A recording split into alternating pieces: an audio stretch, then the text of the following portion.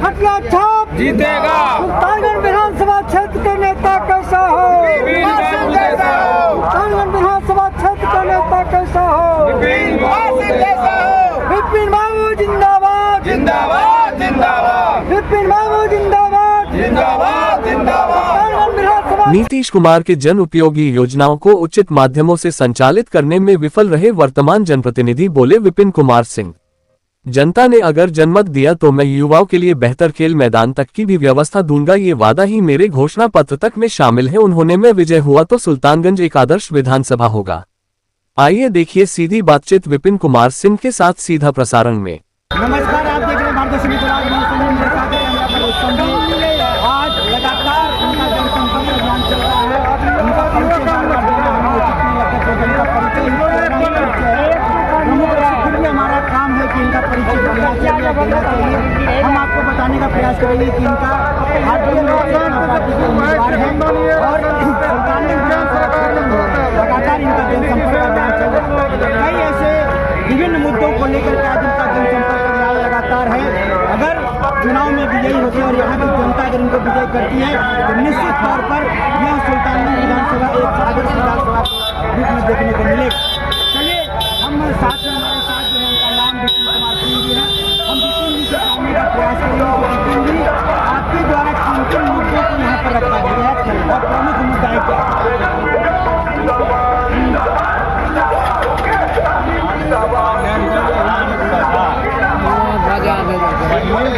कांग्रेस के समय बाद में जो है 1990 से लेके आज कोई विधायक नहीं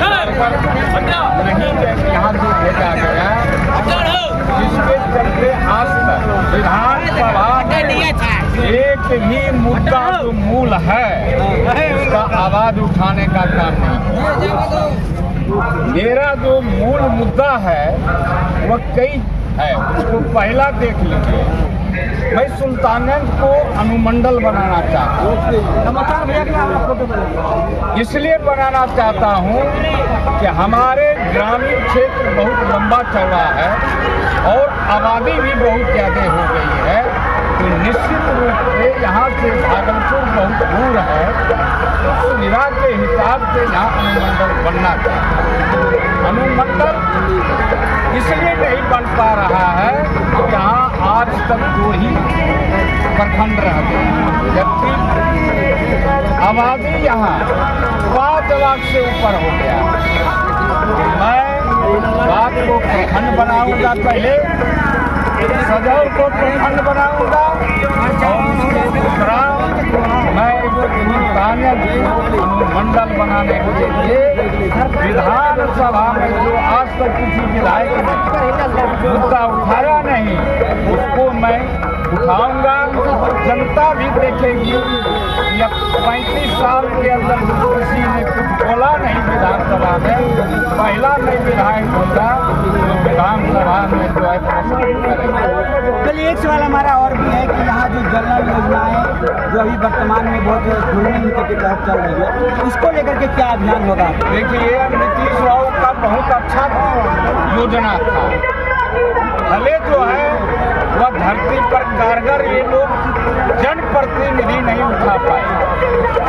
जल योजना जल तो सबको मिल रहा है, लेकिन जो होना चाहिए ठोस रणनीति उसका अभाव रहा और हमारे क्षेत्रीय जो प्रतिनिधि है वह इस पर कभी ध्यान नहीं दिया, जिसके चलते कभी मोटर जल जाता है, खराब हो जाता है, उसको ठीक करने का सपना पैदा हो जाता है और पब्लिक जो है पानी मैं उसको और सड़क पर जो पानी निकलता है जल नल का उसका जो है सहयोग करता है। चलिए एक लगातार आवाज़ें आ रही है पूरे सुल्तानगंज विधानसभा क्षेत्र में कि वर्तमान विधायक की भूमिका सकारात्मक नहीं रही, इसको लेकर के क्या अभियान होगा? देखिए भाई, मैंने तो स्पष्ट कह दिया कि 1990 से आज तक का मैं जानता किसी का कोई सकारात्मक जो है मुद्दा रहा नहीं। मुद्दा आपने पूछा, मुद्दा एक और है हमारी युवा की, वह मुद्दा क्या है जहाँ जमीन है सरकार की, मैं उसको एक्वायर करके वहाँ स्टेडियम, एक अच्छा स्टेडियम जो आस के लेवल पर क्रिकेट वगैरह का भी खेल होगी, वहाँ आयोजन होगा। हमारे जो क्षेत्रीय युवक है वहाँ जो है खेलेंगे और जो है प्रशिक्षण लेंगे, वह भी मैं काम करने जा रहा हूँ। चलिए, अंतिम चरण में अब चुनाव का ही बहुत जल्द समय आ रहा है, तो आपका चुनाव चिन्ह वगैरह क्या है? इस बार जनता मेरा चुनाव चिन्ह हटिया छाप है और 6 नंबर पर है। चलिए, आपसे भी जानने का प्रयास करेंगे कि अभी जो वर्तमान में विधायक जी है उनकी क्या भूमिका रही आप लोगों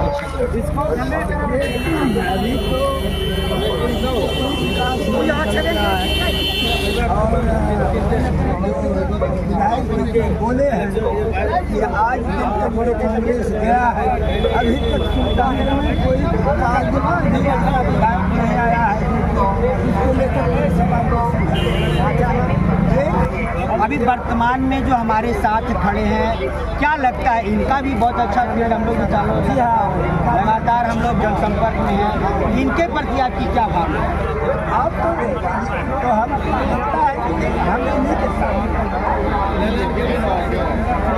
लगातार हमारी बातचीत हो रही थी और हमारे साथ विपिन जी हैं। निश्चित तौर पर यह सुल्तानगंज विधानसभा क्षेत्र आने वाले दिनों में जो जनता की राय है, परिवर्तन की आस में है। या तो 11 तारीख को तय हो जाएगा कि परिवर्तन किसके पक्ष में रहा, या सकारात्मक तरीके से, लेकिन जनता कहीं ना कहीं अंदर से इस बार परिवर्तन की आस में है। और निश्चित तौर पर हमें लगता है कि कहीं एक नया इतिहास यह सुल्तानगंज विधानसभा लिखने को जा रहा है। चलिए, हम लगातार अपने माध्यम से, अपने चैनल के माध्यम से आप तक सकारात्मक विषयों को लेकर के मिलते रहे हैं और आने वाले दिनों में भी इनके प्रचार प्रसार को लेकर के सक्रिय रहेंगे और इनकी भी गतिविधियां हम आप तक पहुंचाने का पूर्ण प्रयास करते रहेंगे। चलिए, अपने संवाद को देते हैं विराम। वापस स्टूडियो की ओर नमस्कार, धन्यवाद।